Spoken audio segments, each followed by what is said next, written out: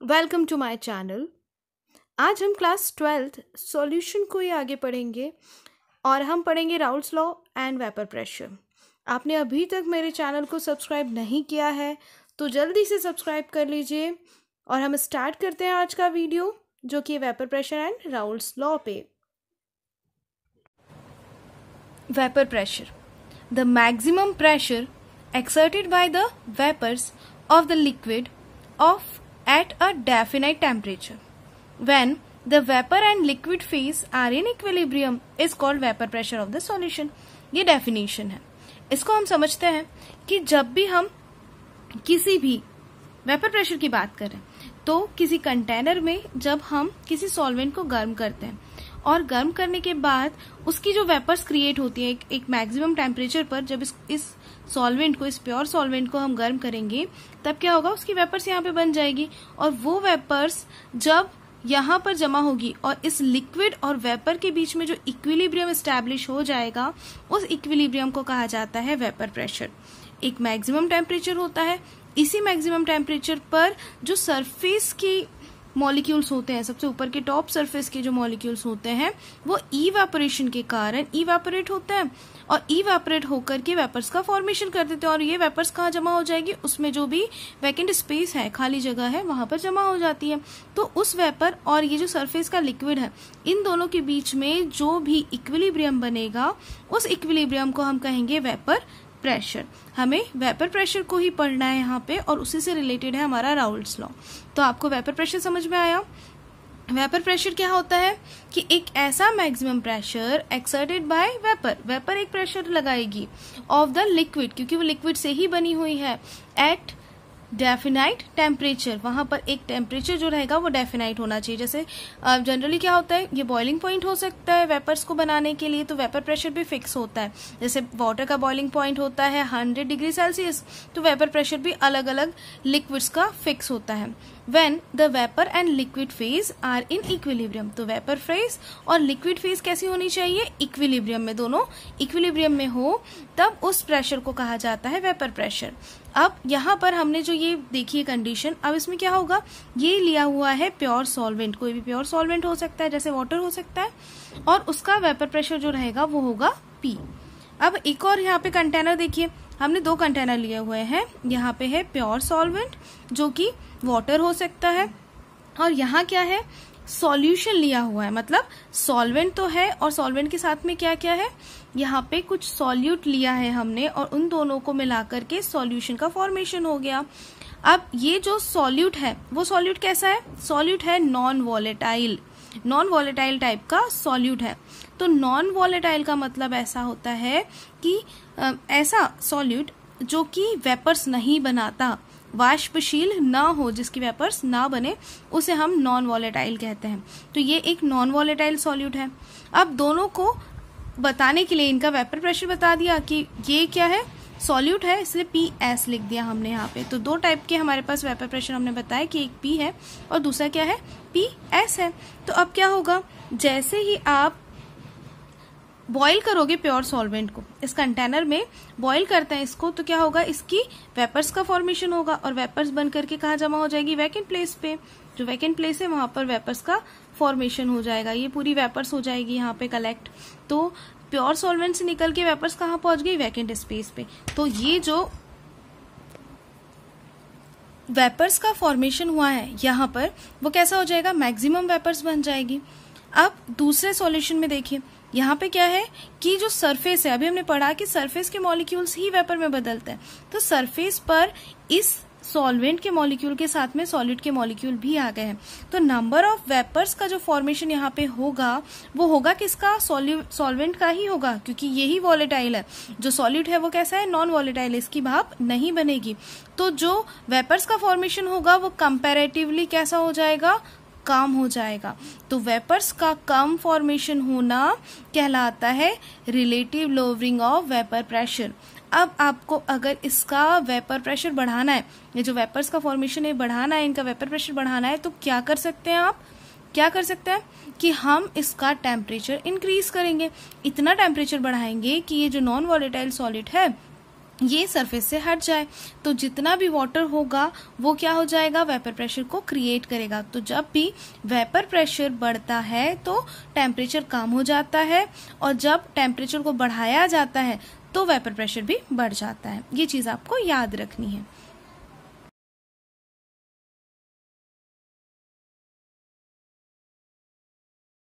Raoult's law. तो जो Raoult's law है उसमें अभी हमने देखा वेपर प्रेशर को। वेपर प्रेशर में क्या होता है कि जो भी प्योर सॉल्वेंट होता है, जैसे वाटर है प्योर सॉल्वेंट, तो जब उसको हीट किया जाएगा तो उसके नंबर ऑफ मॉलिक्यूल्स क्या होंगे, सरफेस से इवेपोरेट होंगे। सरफेस से इवेपोरेट होते जाएंगे, जो भी सरफेस रहेगी उसके ऊपर से इवेपोरेट होते चले जाएंगे। और जैसे ही अगर हमने उसमें कोई नॉन वॉलेटाइल सॉलिड मिलाया है तो वो क्या कर देंगे, उसका फ्रैक्शन उसकी सरफेस को ब्लॉक कर देगा, और ब्लॉक कर देने के कारण उसका वेपर प्रेशर कम हो जाएगा। तो वेपर प्रेशर के कम होने को ही हम relative lowering of vapour pressure कहते हैं। ये अभी हमने पढ़ा। उसी से रिलेटेड राउल्ट्स ने अपना एक लॉ दिया जिसे कहा जाता है राउल्ट्स लॉ। राउल्ट्स लॉ का स्टेटमेंट क्या है, the partial vapour pressure of any solution containing non volatile solute is directly proportional to the mole fraction of solvent in the solution। तो जो वेपर प्रेशर होता है किसी भी सॉल्यूशन का जिसमें कि एक नॉन वॉलेटाइल सॉल्यूट है, वो डायरेक्टली प्रोपोर्शनल रहेगा किसके, वहां पर जो भी सॉल्यूशन का मोल फ्रैक्शन है उसके। अब जैसे मान लीजिए कि हमारे पास दो चीजें हैं, एक ए है जो कि सॉल्वेंट है और एक बी है जो कि सॉल्यूट है। ये दोनों है, ए एंड बी है। तो जो ए है इसका पार्शियल प्रेशर क्या होगा, हम इसको लिख देंगे पी ए, और बी जो रहेगा उसका पार्शियल प्रेशर होगा पी बी है। ये दोनों है। अब यहाँ पर अगर अकेला सॉल्वेंट हमारे पास है, सिर्फ अकेला सॉल्वेंट है, ठीक है, तो सॉल्वेंट का वेपर प्रेशर पी ए हो जाएगा, और अगर सॉल्यूट है तो उसका वेपर प्रेशर क्या हो जाएगा, पी बी हो जाएगा। अब हमको बताना है कि जब इस प्योर सॉल्वेंट में ये पीबी नॉन वॉलेटाइल वाला सॉल्यूट हम मिला देते हैं तो इसके वेपर प्रेशर में जो कमी आती है, उस पूरे टोटल सॉल्यूशन में जो कमी आती है, उसको कैसे कैलकुलेट करते हैं। तो यहाँ पे हम स्टेटमेंट के अकॉर्डिंग लिख लेते हैं। पहले क्या लिख लेते हैं कि जो स्टेटमेंट में दिया हुआ है सॉल्यूशन का, अब पी जो है पार्शियल वेपर प्रेशर हम ले लेते हैं सॉल्यूशन के लिए, तो हमने इसको लिख दिया पी एस। ये सॉल्यूशन का वेपर प्रेशर हुआ। सॉल्यूशन का वेपर प्रेशर डायरेक्टली प्रोपोर्शनल होता है मोल फ्रैक्शन ऑफ सॉल्वेंट। तो जो मोल फ्रैक्शन है, मोल फ्रैक्शन ऑफ सॉल्वेंट, इसके ये डायरेक्टली प्रोपोर्शनल होता है। तो हम यहाँ पे मोल फ्रैक्शन ले लेंगे, मतलब जो mole fraction P S directly proportional हो जाएगा मोल फ्रैक्शन ऑफ एक्स ए। जो सॉल्यूशन का पार्शियल प्रेशर है वो मोल फ्रैक्शन के डायरेक्टली प्रोपोर्शनल होगा। अब क्या करेंगे, हम प्रोपोर्शन का साइन हटाएंगे। प्रोपोर्शन का साइन हटाएंगे तो पी एस इक्वल लगा देंगे। इक्वल लगाने के बाद हम यहाँ एक कांस्टेंट लगाते हैं। कांस्टेंट लगाया के, और ये हो जाए के इंटू एक्स ए। इसको हम दे देंगे इक्वेशन नंबर 1। ये इक्वेशन नंबर 1 हो गया हमारा। अब क्या बोल रहे हैं हम, अगर हमारे पास इफ ओनली प्योर सॉल्वेंट है, सिर्फ प्योर सॉल्वेंट है, तो प्योर सॉल्वेंट है इसका मतलब क्या है कि कोई भी सॉल्यूट यहाँ पर नहीं मिला हुआ है, तो सॉल्यूशन तो होगा नहीं जब सॉल्वेंट अकेला है। तो हम उसको क्या मान लेंगे कि जो प्योर सॉल्वेंट है उसका मोल फ्रैक्शन एक्स ए है, जो कि 1 के बराबर है, कोई और उसके साथ सॉल्यूट नहीं मिला हुआ है। अब हम क्या करेंगे, एक्स ए जो हमने ये लिया है इसको हम इक्वेशन 1 में पुट कर देंगे। इक्वेशन 1 में पुट करोगे तो आपके पास क्या आ गया, जो पी एस, या हम इसको ले लेते हैं पी ए, क्योंकि हम सॉल्वेंट के लिए ले रहे हैं, तो हम इसको पी ए लिख देते हैं। पी ए इक्वल के तो रहेगा जैसे कि वैसा, और एक्स ए की जगह पे हमको रखना है 1, तो ये हो जाएगा पी ए इक्वल 1। और अगर यहाँ हम प्योर सॉल्वेंट की बात करें तो हम क्या ले लेंगे, पी ए इक्वल इसको कर देंगे पी नॉट ए। मतलब नॉट क्या है यहाँ पे, पी नॉट, ये है प्योर सॉल्वेंट के लिए। प्योर सॉल्वेंट है जिसमें कोई भी इम्प्योरिटी नहीं है, प्योर सॉल्वेंट के लिए है। तो हम यहाँ इसको क्या करेंगे कि इक्वेशन जो हमने ऊपर वाला बनाया उसमें पुट कर देंगे। तो पी नॉट ए पी ए की जगह पे आ जाएगा, तो हमारे पास क्या आ जाएगा, तो देखो इक्वेशन में क्या हो जाएगा, पी नॉट ए इक्वल आ जाएगा के। अब इसको समझ लो कहां से, जो हमने अभी नीचे लिखा, क्या लिखा कि पी ए की वैल्यू है पी नॉट ए, तो पी नॉट ए को हमने पी ए की प्लेस पे रख दिया और हमारे पास आ गया पी नॉट ए इक्वल के। अब ये जो पी नॉट ए इक्वल क्या आया, इसको हम काय में रखेंगे, जो हमने फर्स्ट इक्वेशन अपना बनाया था उसमें। तो वहां पे जब हम रखेंगे क्या करेंगे हम, पुटिंग द वैल्यू, पुट कर दीजिए वैल्यू। पुटिंग द वैल्यू में क्या करोगे, पी ए था वो इक्वेशन, पी ए इक्वल था हमारे पास क्या, के इंटू एक्स ए। तो के की वैल्यू हम रख देंगे पी नॉट ए, तो ये हो जाएगा P A equal P naught A into X A. ये इक्वेशन बन गया हमारे पास, हम इसको दे देंगे equation number second. Equation number second अब क्या होगा, मोल फ्रैक्शन जो है वो कैसे निकालोगे आप। अब ये पी ए का निकाला आपने, ऐसे क्या कर देंगे हम पी बी के लिए, पी बी इक्वल हो जाएगा पी सॉल्यूट, बी जो लिया है हमने वो सॉल्यूट के लिए, तो ये हो जाएगा P naught B pure solute into X B. इस टाइप से हम लिख सकते हैं इसको। तो अब हमारे पास 2 मोल्स आ गए। मोल फ्रैक्शन क्या हो गया, एक्स ए ये सॉल्वेंट के लिए, एक्स बी सॉल्यूट के लिए, तो एक्स ए प्लस एक्स बी इक्वल हो जाएगा 1। ये दोनों हो गए 1 के इक्वल। अब हमारा जो इक्वेशन सेकेंड है उसमें एक्स ए दिया हुआ है, एक्स ए की वैल्यू अगर हमको निकालनी है तो हम क्या कर सकते हैं, एक्स ए को हम यहीं रहने दें और एक्स बी जो है उसको ट्रांसफर कर दे, तो हमारे पास आ जाएगा एक्स ए इक्वल 1 माइनस एक्स बी। ये हमारे पास आ गया। अब हम इसको काय में पुट कर देंगे, putting the value into equation second. Equation second में इसकी वैल्यू रख दें, तो इक्वेशन सेकेंड में हम वैल्यू रखेंगे तो क्या हो जाएगा, वैल्यू हमारी है P A equal P naught A into क्या लिखेंगे हम, एक्स ए की जगह पे 1 माइनस एक्स बी, ये लिख दिया हमने।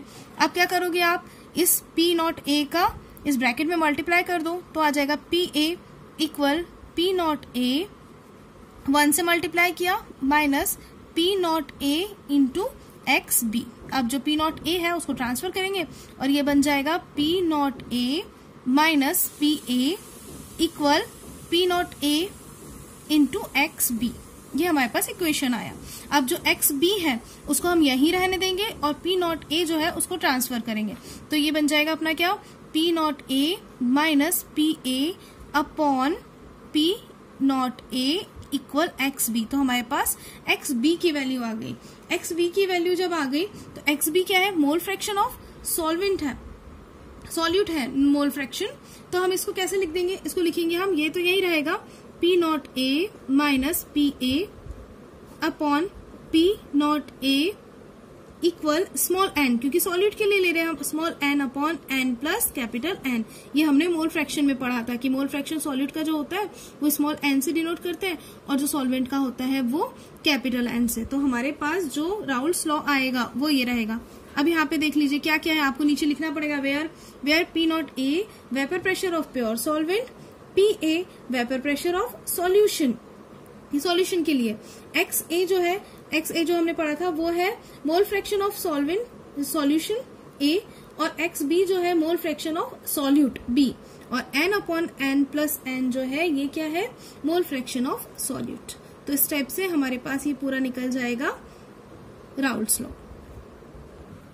अब अगर वेपर फेज के लिए निकालना हो तो वेपर फेज के लिए क्या हो जाएगा, उसके मोल फ्रैक्शन को y से डिनोट करेंगे। यहाँ पर जो y है वो वेपर फेज को डिनोट करता है, तो y a ले लेंगे हम सॉल्वेंट के लिए और y b ले लेंगे सॉल्यूट के लिए।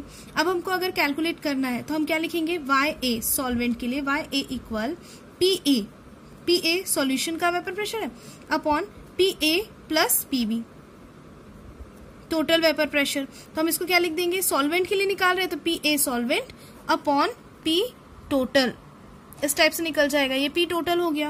अब इसी टाइप से हम काय के लिए निकालेंगे, वाई बी के लिए, वाई बी इक्वल हो जाएगा P B upon P A plus P B total, क्योंकि हम मोल फ्रैक्शन निकाल रहे हैं, जिस तरीके से निकालते हैं मोल फ्रैक्शन वैसे ही निकालेंगे। ये पी बी अपॉन क्या आ जाएगा, पी टोटल। अब इस टाइप से ये जो 2 इक्वेशन है वहां से हम क्या निकाल सकते हैं कि हम इसको लिख दिया y a इक्वल, ये वाला equation P A upon P total. तो इसको क्या लिखा जा सकता है, पी ए की वैल्यू हम निकाल सकते हैं, पी ए इक्वल क्या आ जाएगा, ये दोनों y a और क्या आ जाएगा, यहाँ इन दोनों को मल्टीप्लाई कर देंगे इंटू पी टोटल, और इसी टाइप से आ जाएगा P B equal Y B into P total. तो यहां से आप क्या कर सकते हो, पी ए पी बी की वैल्यू निकाल सकते हो वेपर फेज के लिए, वाई ए और वाई बी की भी वैल्यू निकाल सकते हो। तो जो क्वेश्चंस होते हैं वो इस बेस पर हम सॉल्व कर सकते हैं।